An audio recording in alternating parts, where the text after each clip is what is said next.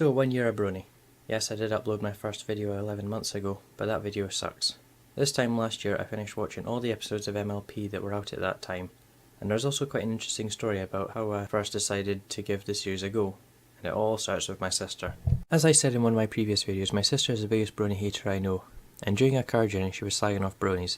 At the time I didn't think much of what she said. Also at the time I was watching Powerpuff Girls Z, which after finishing the series I wanted to make a review of because all the reviews of the series I had found focused on the negatives and rarely mentioned what I thought were positives of the series. So I watched several anime reviews to see how people did their reviews so I could make my video as good as I could. Then I saw a review of My Little Pony Friendship is Magic, and remembering what my sister said, and the fact that the Powerpuff Girls Z video script wasn't going anywhere, I decided to give MLP a go. But that wasn't quite the end of it, because I wasn't sure where to begin. Because there was one episode called Lunar Eclipse, or there was one called Best Night Ever, there was also seemed to be a lot of episodes with Apple in the title, there was also one called Princess Promenade. Was that where to start?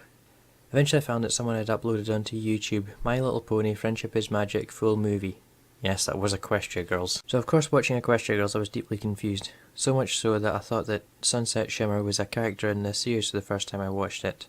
Another thing that stood out to me was that the horses looked like a jellyfish I made in college, but it didn't put me off watching the series afterwards, even if it was because I was confused. There was a time after Ask Princess Molestia was taken down that I did consider leaving the fandom and just being a fan of the show, because a lot of the more vocal members of the fandom were throwing insults and threats around, which even to this day still has some bearing on the opinion people out of the fandom has on Bronies.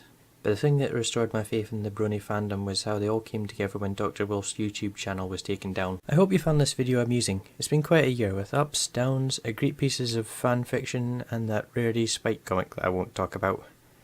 Not forgetting to mention the hard work of the people at DHX and Hasbro that have given us the great show that we in the Brony community are all fans of. And anyone who are concerned about the Brony fandom, sure there are a few bad apples, no pun intended, but the majority of the Bronies are cool people. After all, their motto is love and tolerate. So here's to 1 year in the Brony fandom, and hopefully there'll be many more.